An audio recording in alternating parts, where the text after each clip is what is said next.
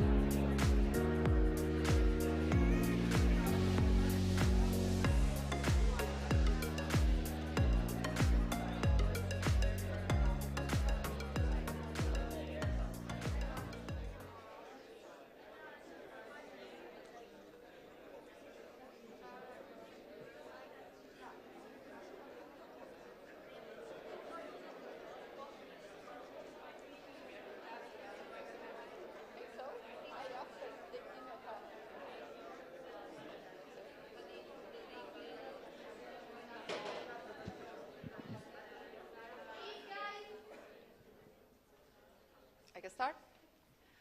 Okay. Welcome everybody to this event called Tales from Open Access Laboratories. I'm Cristina Africh and I will chair this event. I'm a senior scientist at CNR-IOM, that is the Institute for Material Foundries belonging to CNR, the National Research Council here in Trieste. And I am the head of a laboratory for surface science and reactions on surfaces. And I am also the coordinator of the interoperable distributed research infrastructure for nanoscience, NFFA-Europe, that we will talk about today. Let me first introduce the guest we have to this event today. So I ask the speakers, the participants to introduce themselves, actually. So let's start from Mladenka. Please tell us.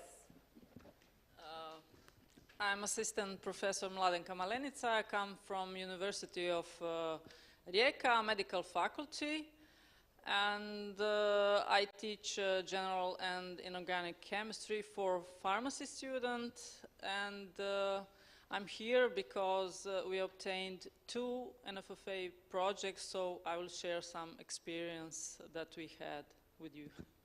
Yes, nice example of a user. Hi, Rossella. My name is Rossella Aversa. I'm Italian, so I come from here, from a different region, but I come from Italy. And I actually now am employed in Germany. So I work at the Karlsruhe Institute of Technology in Karlsruhe. And I mainly deal with data and metadata management in the material science projects. And I am responsible of different tasks dealing with these infrastructure which are required and all the methods that are required for data and metadata management for material science. Thank you. Valeria. Hello everyone, I'm Valeria Chesnyak. I'm basically German, and I'm a PhD student at the University of Trieste and partially also with the CNR-IOM. I represent the young researchers today because I'm a PhD student of 2nd year, and my research topic is mainly focused on 2D materials and to test their catalytic activity, to design some novel 2D materials, and yeah. Okay, thank you, Valeria. Federico, last speaker. Thank you. I'm Federico Mazzola. I work as a postdoc at IOM CNR, and I work in one of the beamlines, one of the laboratory in Elettra. So today I'm here because I'm not only a user, of course, of this infrastructure, but I also I do user support on a daily basis. So yeah, thank you. Thank you, Federico. So first of all, let me just explain the title of this event. Tales from Open Access Laboratory. What does open access mean? Well, we are talking about research infrastructures. Research infrastructures are places where researchers coming from all over the world can go and do part of their work using the instrumentation and somehow exploiting also the competencies that are available in a specific place at specific laboratories. And this event is named TALES because, well, actually, this is not the only event on research infrastructures in this Trieste Next event this year. But the other events somehow deal more with policy, strategy. Well, today we want to approach research infrastructures from a different point of view. And we want to show you some examples of the everyday life in a research infrastructure. What it means, how it works, what it means for the people who work there, for the people who go there for their experiments, and also for young researchers who have the possibility to grow in this environment. Okay, in particular, today we will talk about a research infrastructure that is named NFFA-Europe. This is a distributed research infrastructure. I mean, a research infrastructure that, as you can see in this map, is distributed all over Europe, that offer access to more than 30 institutes all over Europe, everyone offering more than one single laboratory, so more than one single technique, and these are places where you can go and do a small piece of your research. In particular, in NFFA-Europe, we have a single entry point where you can submit a proposal for a research project that involves is a comprehensive research project that involves more than one research step. So what does it mean? In my research project, I want to grow something or to fabricate something, and I want then to analyze the properties of this thing that I created. And I mean, I have a very specific laboratories. I'm not able to do everything in my own laboratory. I need to access a place where I can do everything I need to answer my scientific question. And this is exactly what is offered here. And in particular in NFFA-Europe, this is offered in all these laboratories that you see that have the specific, property that actually they are not research infrastructures as their main mission, their main objective. So these are really laboratories where you can find researchers that work there for their research, for their work, their everyday life, and they offer a small fraction of their time and of the time of their instrumentation to do your own research. Clearly, your own research means you have to bring some new ideas that can add a scientific value. So basically, if you want to access this kind of infrastructure, you have to build a research proposal. You can also make use of the help of a technical team that can help you in this. You have to submit this research proposal through a single entry point on the web. Everything can be done online. And this proposal will be first evaluated from the technical point of view, from the researchers that work in these laboratories. And then it will be evaluated also from the scientific point of view, from a panel of experts, external experts from our facilities that are well known and will judge the quality of your work. If they decide that your work has an added value and can be granted access, you will be able to access our laboratories, taking in consideration that actually at present we are a research infrastructure that is funded by European funds, in particular through the Transnational Access Program of the European Commission. So you will be granted access to a country that is different to the country where you work for your everyday life.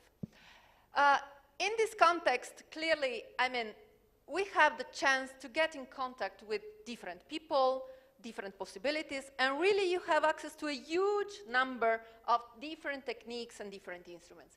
You see there we can offer more than 180 different techniques and access to more than 600 instruments all over Europe. So, in the end, this is an environment with a huge number of techniques, really multidisciplinary, really multidisciplinary and multi-technique. And how is everyday life in this environment? So, first of all, let's try to understand what is the advantage of accessing this kind of infrastructure instead of doing your research just in your own laboratory. So, Valeria, first, you as a PhD student, do you think that it is an advantage, and how this is an advantage to have access to a number of different techniques and not just work in your single laboratory? In particular, you did your master thesis in one single laboratory in Germany, and then you came here in this environment for your PhD. Do you see any difference? What is the advantage from the scientific and also from the personal point of view of accessing this kind of environment? Thanks. I mean, first of all, I would say the big advantage is that in Germany I had always to propose, although we were not a big institute where other researchers are coming, and but I still had to propose to my professor. We were a group of maybe 10 people, and we had 3 different kinds of apparatus, and I had to propose, really, can I please measure for 2 weeks, and I have this and those results, and this is really valuable to be measured right now. Now I don't have this problem, although we have just 2 machines, and we're 4 people right now, but also with students always coming and going and users. And I have so many opportunities that I don't have this problem to ask. I have more data than I need, basically. And then there's also another problem that as a researcher, especially when you start, you're digging directly into a super specific point of, in this whole big research field. It totally went out of control. We have so many different specializations, and literally sometimes I'm counting atoms in my lab, and this is how deep specifically my research personally is. But then when I need some more information, and I have this one apparatus which is kind of limited in some specific questions, and then I have to say, okay, I need some other complementary method to really understand my data, actually, because I have just what I see here, and then yeah, you can go anywhere and you directly get your collaborations or your measurement time, and you have all the data that you need in a very short and fast way. I mean, it's really efficient, yeah, let's say. And then with that, you also get in touch with people, of course, because during the measurement you talk to them and they tell you about their research, and then you start to also acquire a lot of knowledge and a lot of other examples of this specific research within your big topic, and that gives you a very big overview, and it really lets you grow from a personal point of view and also from a research point of view to get in contact with all those kind of different people. Did that answer your question? Yeah, for sure. I think I started Thank you, to talk Valeria. too much, yeah. But I mean, this is the advantage for a young student. But Mladenka, why an experienced researcher should access a research infrastructure like NFFA-Europe? And what is the advantage? How was your experience with that? Well, I come from the medical faculty in Rijeka, or Fiume. So it's actually all about the sample. Our sample is cerebrospinal fluid from humans. So we have human sample, and we isolate extracellular vesicles. I don't know if somebody heard of them. So these are nanoparticles around 100 nanometer in diameter, and we want to characterize them. So we want to count them, we want to know their concentration, and we want to connect them with the condition of humans. So either healthy humans or with specific disease. First we came in IOM CNR in 2017, so it's actually 5 years ago, and we didn't know nothing about atomic force microscopy. We didn't know anything about electron microscopy and different possibilities like scanning or transmissions mode. With some other techniques. So we basically start from scratch. It's the same way like Chinese when they come to Europe and they visit Europe in 10 days. So we had Physics 1, Physics 2, Physics 3, and some other lectures, basics. We were beginners, and we had to learn a lot of technical stuff so that we can understand the equipment and what kind of results we can apply in the medical field. So actually, it's an interdisciplinary approach. We have colleagues that are from clinical center of Rijeka, where we collect samples. We have some biologists, some biotechnologists, some physicists, and all of them are involved in connecting different knowledge. You cannot do this kind of research by yourself, because we are all, you know, we cover only part of the whole picture. So in our first project, we only learned technical points of the machine. And on the second project, we applied. We want to apply nanotechnology to characterize our sample. And it opened our, let's say, mind to different possibilities by applying nanotechnology. So. And having the possibility to access also the competencies of people coming from different fields was helpful for you? There is always a problem, because physicists, they know the machine and characteristics and capabilities of the machines, but they don't know the sample. Yeah. And from our point, we know everything about the sample, but we don't know actually what we get from the image. So it takes time to you know, to learn develop. how to talk to each other. Yes, because for example, when you go to scanning electron microscopy with a physicist, then he takes 100 pictures of crystals, because they're very nice, and you are looking for extracellular vesicles that are not in the size of a crystal, and then after 3 hours you get 200 waste, you know, pointless pictures. But you evolve together, and you try to understand the both sides, but it is challenging. So it's really the advancement of knowledge comes from the both sides. Yeah, also. exactly. The collaboration and between the different experiences, yes. and trying different to find background. Exactly, different backgrounds, and trying to find a point when you can meet and your different experience. Yes, yes. You actually talk together. You're trying to find explanations of a certain results together. So it's actually very, very, very nice experience. Yeah. Thank you, Mladenka. And Federico, what does it mean to host users in your laboratory? Well, it depends on the user, first of all. Let's say if the users really want to come there with the idea of being open, also ask your opinion about the machine, and they try really to be collaborative, the experiments can really go very well, because you can give your expertise. At the same time, you can also learn something from the users, and so you start really collaborations. Of course, there's also the downside of it, because sometimes users just come there and they ask you how to use the machine. You try to explain, and you do the best that you can, but actually something like is probably not gotten, or like they really didn't get anything about what I'm saying, because they're thinking about the experiment, and so the machine can break.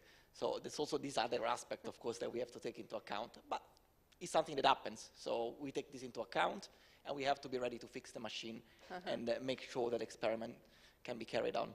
But have you ever been somehow jealous of your system?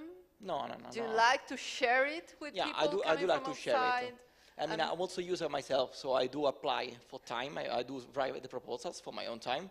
So when it's my time, of course, it's my time. But when it's the user's time, I try to give the best of myself to provide them help. So sometimes, because, you know, sometimes in the laboratories, people is somehow are somehow jealous of their own instrument. And they have some fear in sharing it with different people. No, Well, you are an example of somebody who is used to host users. You see it as an advantage and not as something that takes something from you. Exactly. I think it is a real advantage. Of course, it might happen that some of the users come there with the same samples that you have, so exactly stepping on your own research. So in that case, of course, I will help them as well. I have to help them as well, and I have to do the best in order actually that I get data. I will not give them, of course, insights that I already have, because otherwise it would be like shooting on my own feet. But that's, I think, is usual and is normal in science. But I wouldn't do anything for compromising the experiment, so I would really help them. And yeah, I'm not jealous of the instrument itself. Thank you. Rossella, how many different data from these so many instruments, so many laboratories, so many different scientific fields? It's not easy to manage all this data. Yeah, indeed. There are different problems from that point of view. The first one, which is pretty obvious, is that different machines can give you different file formats. So also in your normal experience, you know that you can have a PDF, you can have a JPEG, a PNG, whatever. And the same holds true for the machines. So you can have different file formats. And this might be the first issue that you have, because maybe you have some data and you don't even know how to open it. And so this blocks you, prevents you from interpreting it in any way. So this is a first issue that you have. The second one is that even if the data are in the same format, the flow of the data is different, maybe very different. So the single file can be very heavy, so very big, one file, or you can have very small files, but tons of them. So this is what happens if you have a beamline, for example. So you have this rate of experiments, which is enormous. Or in other cases, for example, for magnetic resonance, you have a set of images, but all compressed in one single file. So very heavy. And this must be managed in different ways. Another problem that you can have is at the moment in which you want to exchange data. For example, I want to give you the data that I produce. And this is another problem, because maybe we are dealing with the same thing, but since we are coming from different groups, and as you see from there, there are different laboratories also far away, one from each other. So maybe I take my notes in Italian, and maybe you are not able to read them because you don't know Italian. Maybe you take your notes in German. So all these things must be managed in a common way. Otherwise, it's really impossible to communicate, not only on a human level, but also on the scientific level. Thank you, Rossella.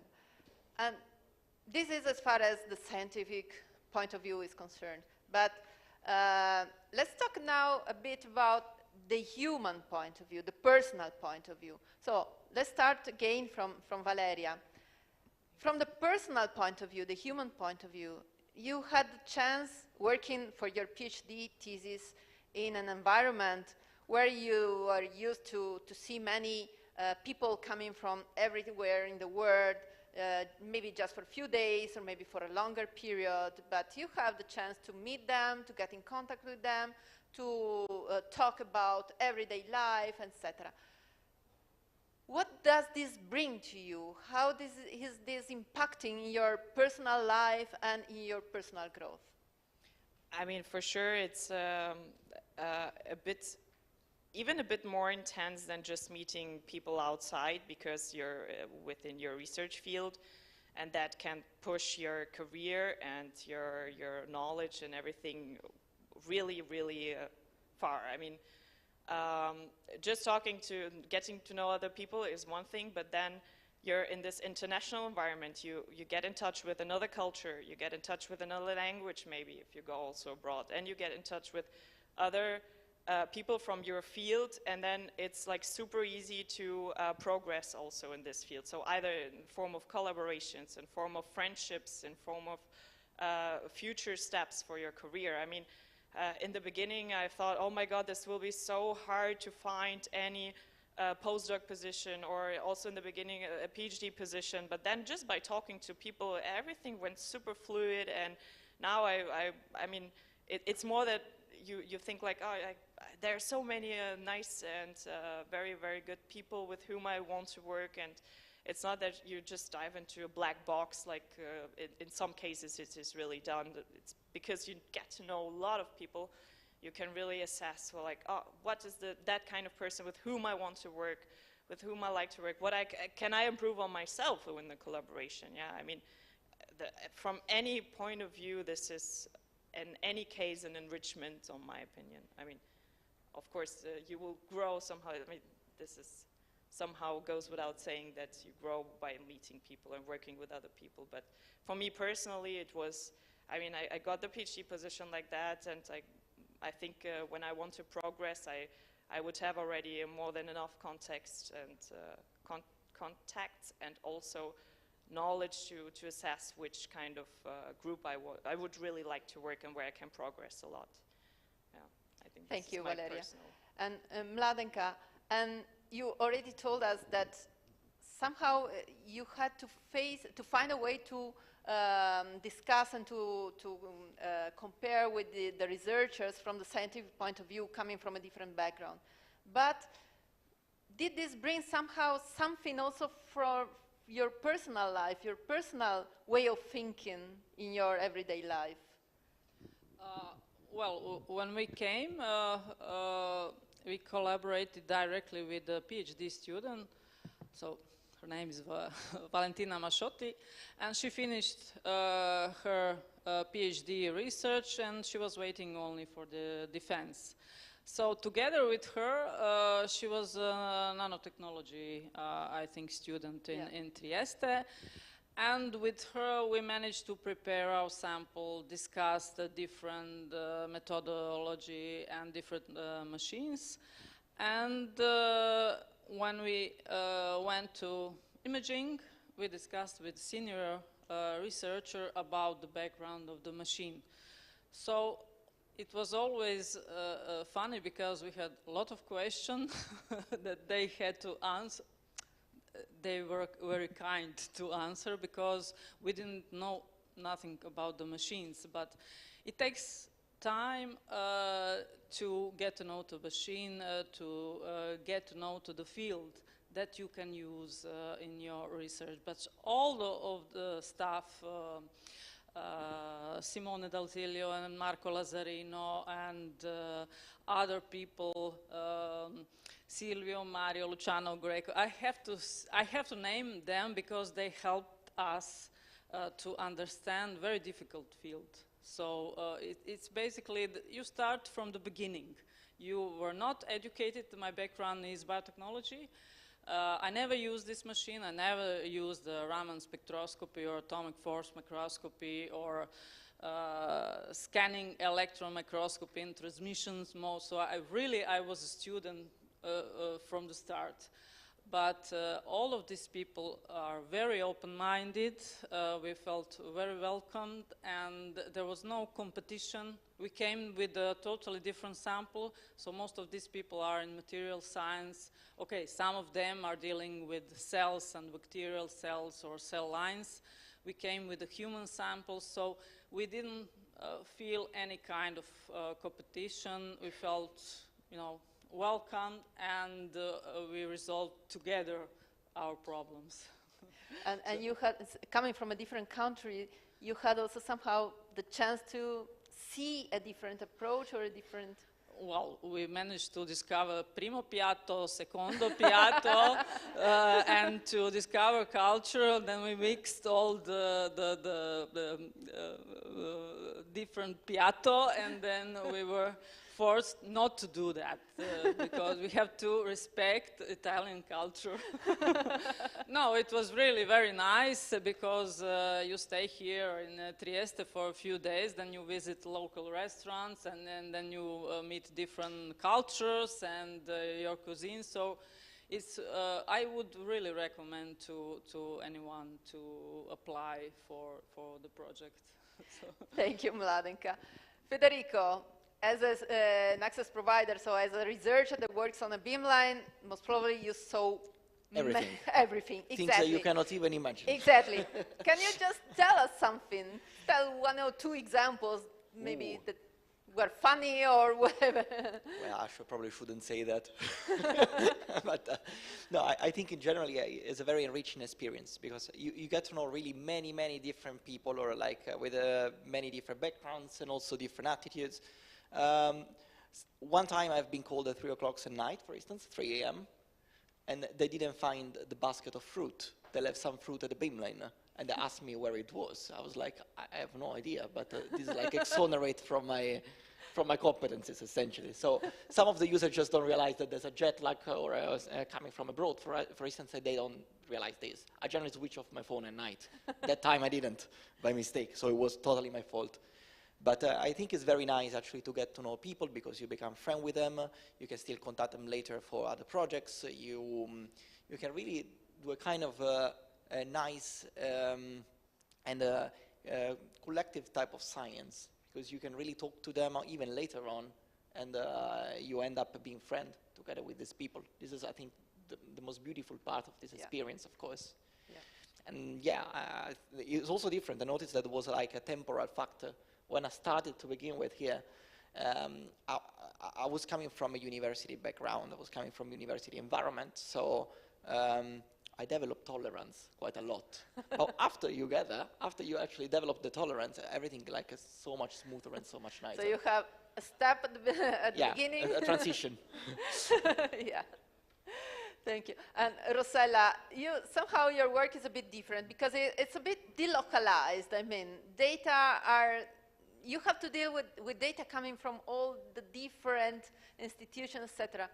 So somehow, maybe you miss the direct contact with the specific users, but somehow you have the possibility to get in touch with a different approach to data from the different countries. Somehow also, I think that also from the human point of view, I expect that you can receive different feedback from the different people. So how is your experience from a human point of view in this sense? Well, I have to say that somehow I also come from university, so I developed some kind of tolerance, definitely. But I come from a completely different field. So I got a PhD in astrophysics. So satellites are very far away and you cannot touch any material because the stars are quite far away. And also, in the worst case, I chose black holes, which are the most untangible things that you can imagine in the universe. So I found very nice the idea to work with materials, and in my experience, I found that in every laboratory I had to deal with, they were very kind to show me, and they were also quite proud to show me how these machines work. So I was always very happy, and I'm still very happy to go to the laboratories to see how they work. And this helps a lot because you get in touch with people and you create this sort of trust and communication. So let's say they feel free to tell you that they have issues. And this is the main point, because if they say which are the issues, you can help them. So that was fantastic from a human point of view, I have to say. Okay, thank you. And well, many times this contact that you get between users and people working in the laboratories somehow grows and grows in more long-term collaborations, and getting to know each other can give you some additional possibilities. And somehow who works in these infrastructures, in the end, usually is immersed in some collaboration. So what is the advantage what is the advantage for your current research, and also in helping you reaching your long-term research goals? So starting from Valeria again. Okay, so just as an example, I was struggling in my lab for 1.5 years, and I was ready to give up, completely. I said, no, I will not do this anymore, and so on. And then I just made one single experiment, which gave me another additional hint that it might work.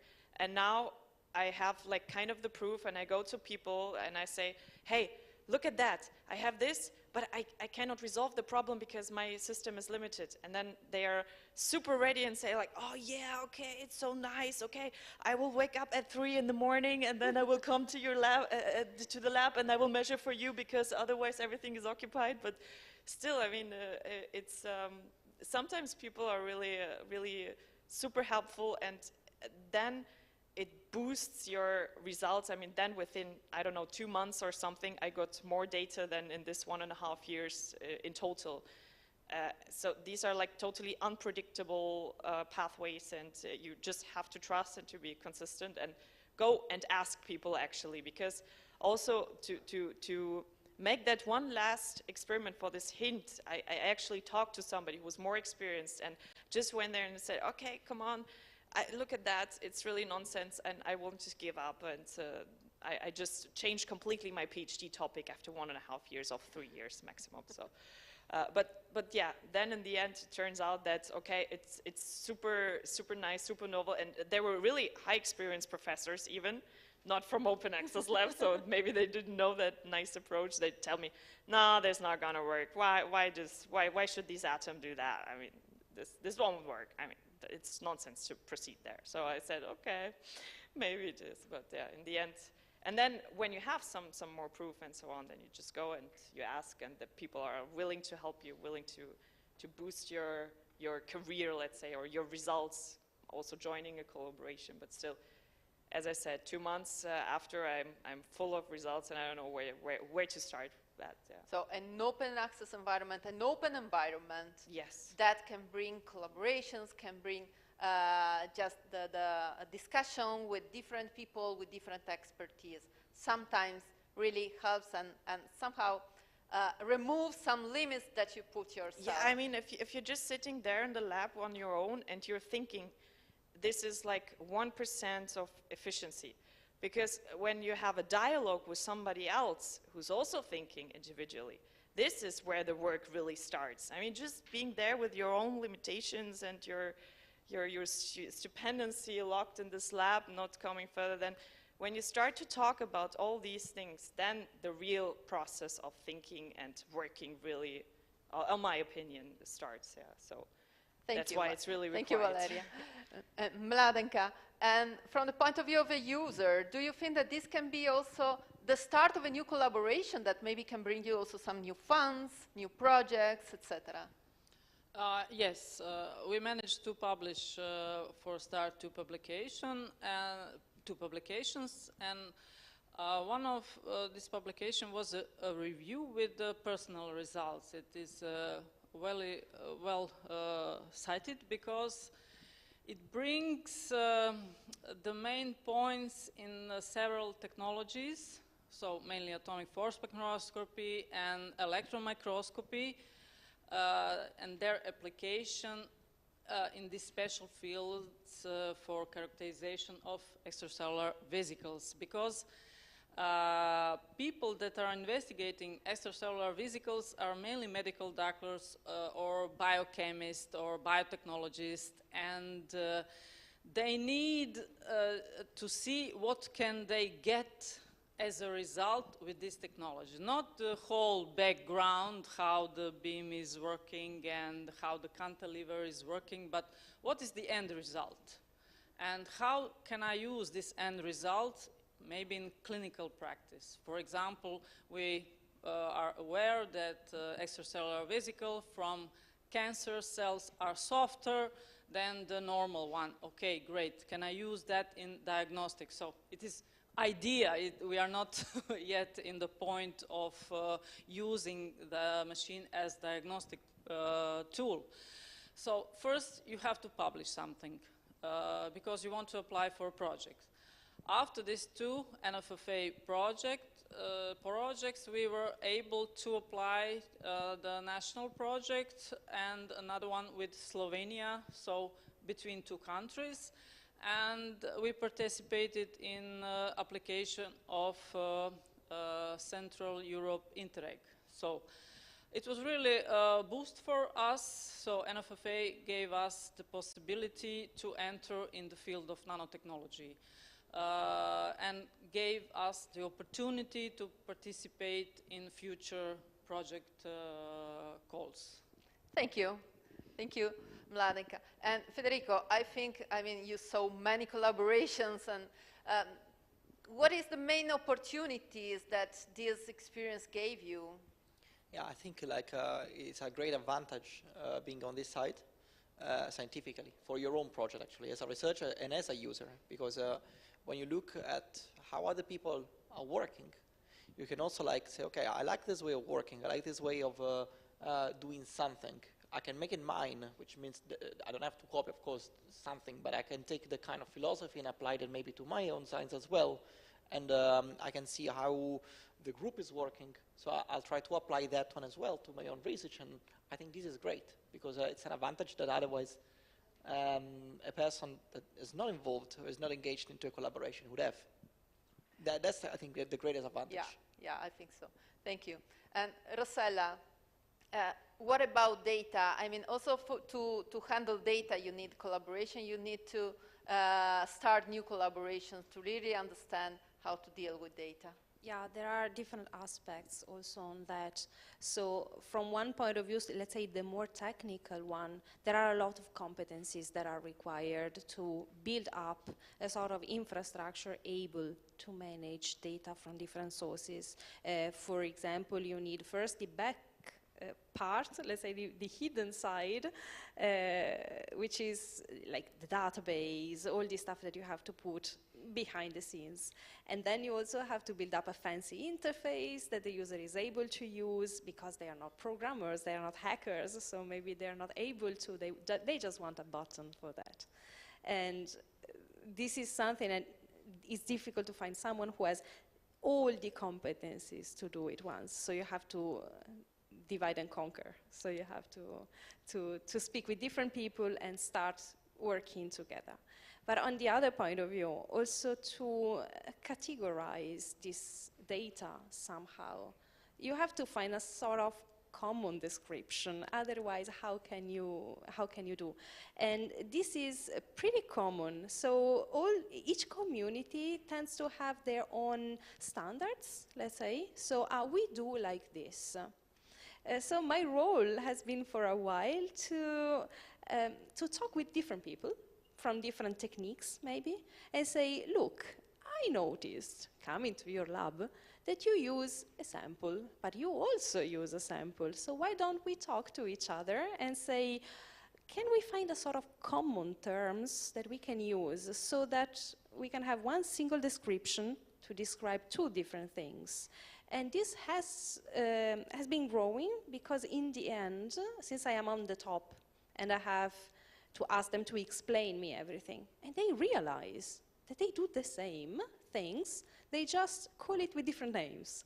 So this is really satisfactory, and this has also brought to publications, which started there. So when they realized that they can work together, that was fantastic. Great, thank you.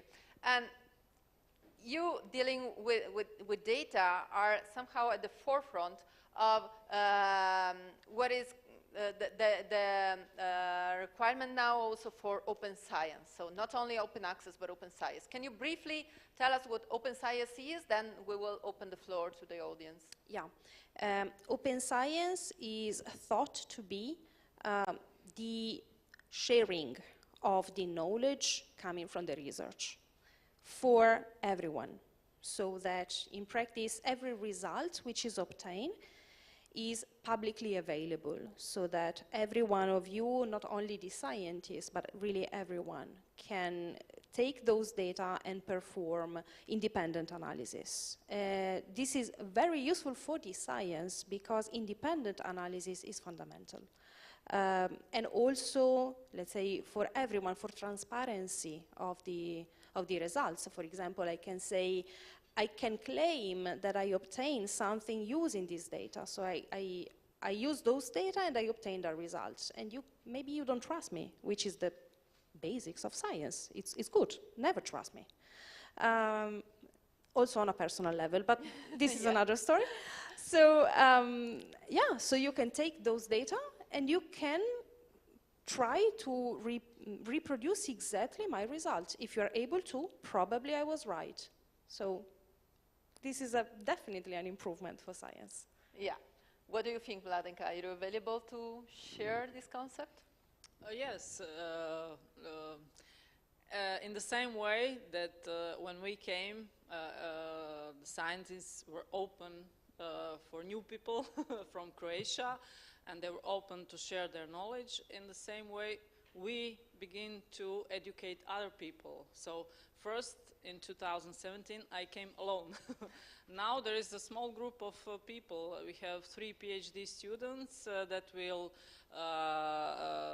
elaborate, investigate further atomic force microscopy for characterizing clinical samples. We have an additional master students, so the group is growing, and we are open to share our knowledge to all our colleagues who wants and this to is learn. exactly what is needed for the Yes. advancement of Yes, knowledge and the yes. advancement of science. Yes, not to be afraid to share our Exactly. knowledge to everyone, to be open, not to be afraid that somebody will, Exactly. I don't know, steal your result. It's actually, nobody's going to steal your result. And this is really what we need in the future. Okay, I would open now the floor to questions from the audience. Anybody with a question? Yes, here.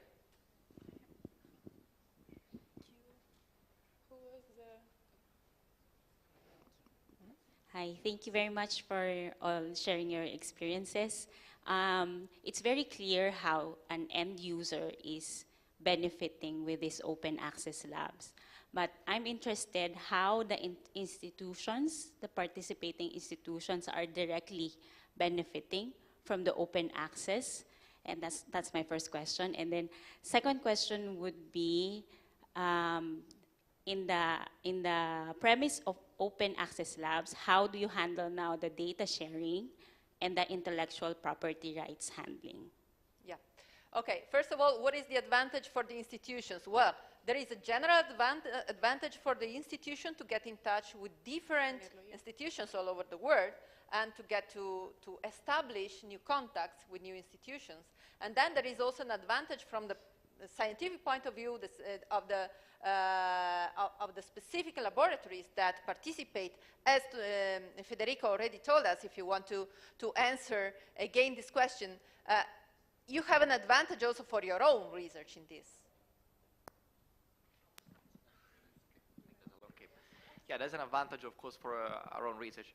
One of the things I have to stress, actually, which we have to be incredibly, incredibly careful if we have to take data of someone else, because I make an example. I do an experiment. I change a tiny bit the focus of my apparatus. Maybe I don't even realize, if I'm not an extreme expert in that technique, that I changed the focus that much. But it's just a tiny, tiny bit movement. So like an eyes which is not an expert eyes wouldn't realize that. You change completely the results. And this is available in public. So a person that doesn't know that is not in the focus, and this is something which cannot know because it depends on the sample, and it depends not only on the sample, but on the sample in that specific situation of that moment, we'll open a data which looks exactly perfect, exactly fine, but maybe completely different from what is the real phenomenon which is going on. So this is something that we have really to be careful also in looking, because you end up actually, if you don't reproduce the data yourself, you end up actually making gigantic mistakes maybe. And this is, I take advantage of this, but of course, like, we have to be careful that the user as well has done something nice, and that we have done something nice for the users in the big context of open access, because it can be dangerous. Yeah, I don't know if this answered your question. I mean, it means also that for your own research, in your own laboratory, you are the provider, the access provider. It means that, I mean, first of all, it brings new ideas. And second, it gives you a terms of reference for your own work. And this helps you developing your own research. So it's certainly an added value. Especially in this case, as in NFFA-Europe, we are sharing just a small fraction of our time. So we still have enough time to do our own research, but we can take advantage of the small fraction that we dedicate to users to really learn something new for ourselves as well, and to really learn something that can help improving our own work. So it's really an advantage from the scientific point of view of the laboratories. May I also add another thing? Taking into account the intellectual properties or something like that. Maybe I see your point. So why should I produce and spend time and energies to produce some data if now those data are of everyone?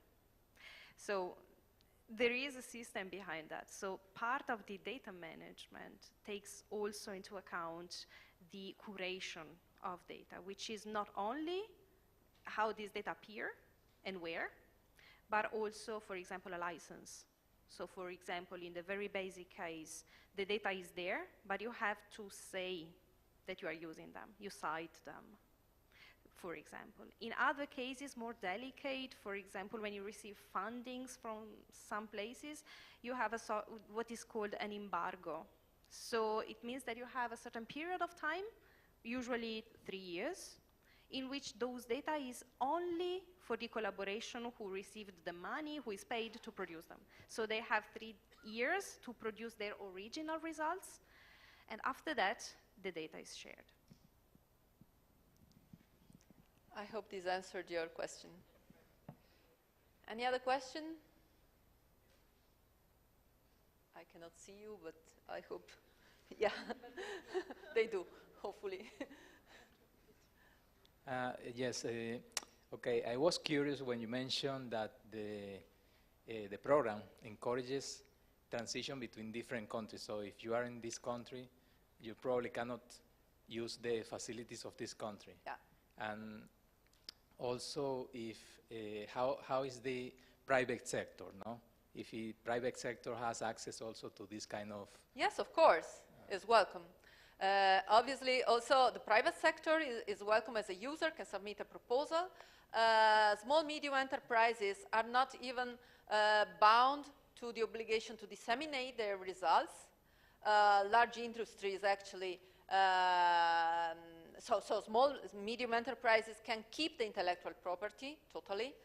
Large industries not, must obey to the general rule of access, so they must be able to disseminate the results. They cannot keep the intellectual property, they must share the property. But for small, medium enterprises, for sure, you can also keep your own intellectual property, and proposals from the private sectors are very welcome to this kind of infrastructures. And I think that this is really what is needed for the future, and growing this contact and bridging as better as possible between private sector and public research infrastructure, I think is really something that is needed in the future. So of course, private sector is welcome, and we are always available to provide advice and information about that. Something that I forgot to tell at the beginning is that actually we provide not only access to the facilities, but also a contribution to support the expenses for travel and subsistence to the places where the facilities are located. So also from this point of view, you don't have to worry about the money that is needed to access the facility. Access to the facility itself is free of charge, and you will also receive some contribution for the travel expenses up to a certain ceiling. Okay, any other questions? Yes, here? I would like to ask who gives the financial support for this Okay, at present, as I said at the beginning, this organization is funded through a European project. So this is European money coming from the European Commission. There are, I don't know if you know how it works in research, but the European Commission establishes some work programs for funding research in different sectors, and there is a specific chapter that is dedicated to the support of research infrastructures, and under different programs anyway. And in this moment, what you can do, you can submit the proposal for a project at European level and get some funding. So at present, we got funded from European Commission for a project that support the,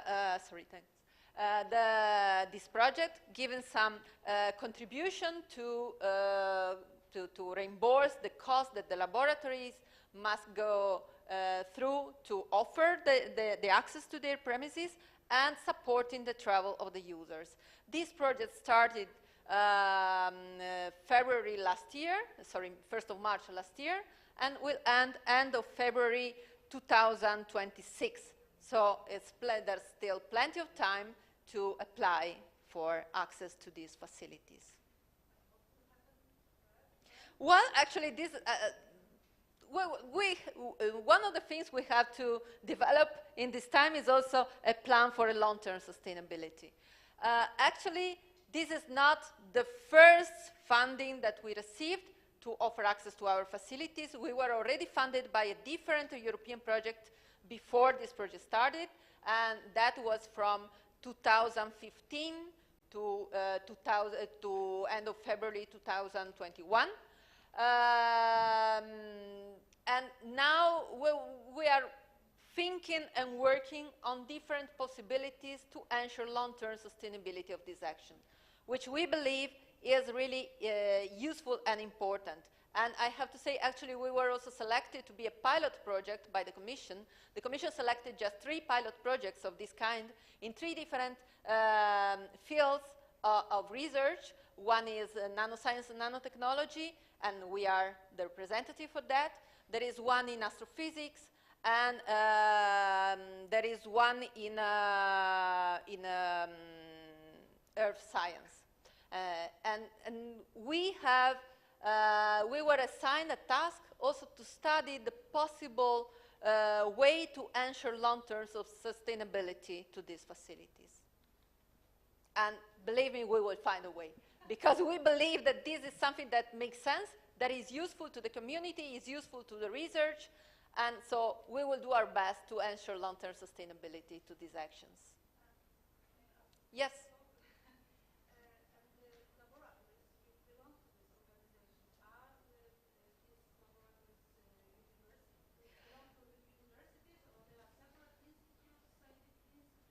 I mean, we have some kind of an integration of different laboratories. Some of them are research centers. Some of them are laboratories belonging to universities.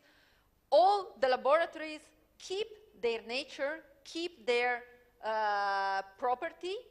So they are not giving something to NFFA-Europe. They just give the chance to access part of their time as a node of NFFA-Europe. So it's really an integration of different laboratories. Some of them are large laboratories, maybe large research centers or specific institutions, research institutions with a specific mission on research.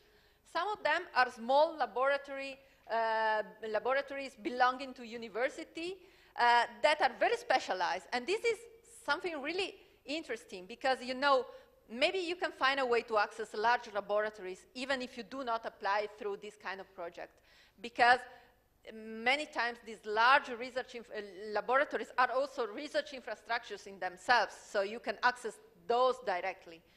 But it's really hard to access very specific laboratories with very well-focused expertise that is usually limited to few groups in the world and that are not available to the large research community. In this case, you can access also this thing that maybe can bring a small contribution to your research, but very valuable one. So it's really a complex, an integration, a balanced integration, I would say, of different kind of offer. I hope this answered your question. I think we are running out of time, so I thank you all for being here and for your participation. Thank you. I thank all the speakers of this event, and so thank you, Federico, Valeria, Rossella, and Mladenka. If you're interested, you see there also the link to the website where you can find all the information about this research infrastructure. And thank you all for your attention. Guys, no. Guys, pronto? Guys, one moment please, attention, non mi va.